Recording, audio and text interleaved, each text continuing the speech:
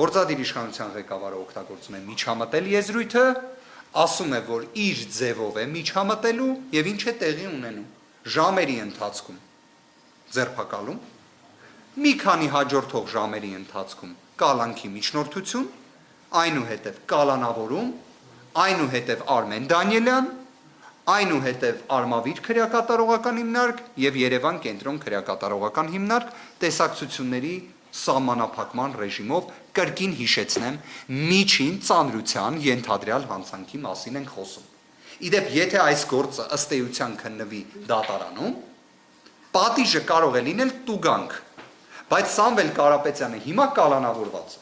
Եթե սա իրավական աբսուրդը չէ